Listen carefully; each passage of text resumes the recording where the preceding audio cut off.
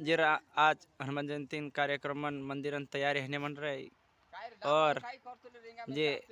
सब सिपाही वाली भक्तगण आज हनुमान मंदिर पर आवीन बाबा ना आशीर्वाद ली रिया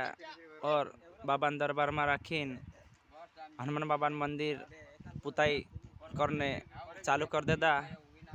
और जतरा भी गाँववासी छे हनुमान बाबा परिवार से सब ने आवीन हनुमान बाबा दरबार में आवीन बाबा ना आशीर्वाद लेवे और सबक आज जय बजरंगबली बाबा। आज 2025 हनुमान जयंती कार्यक्रम तो आमो आज हनुमान बाबा मंदिर का कलर कर देता कवाए सब जतरा भक्त मिली और बाबा आशीर्वाद लेने सब गांव वाला आवला कवाए और सब मिलिन सबन चंदा से और सबन आशीर्वाद से सबन गावन सहयोग से आज हनुमान बाबा मंदिर नामो हनुमान जयंती तैयारी में राखी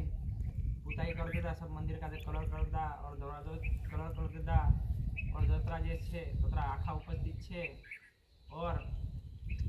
12 तारीख हनुमान जयंती अपन पूजा पाठ करशो कहीं भी और 15 तारीख और ऐसे कि हर साल अपन भजन रखला बापा इन साल भजन नहीं रखता ताकि अपना गाँव में मोटो कार्यक्रम आई रह्यो एना करता भजन नहीं रखता 12 तारीख सदा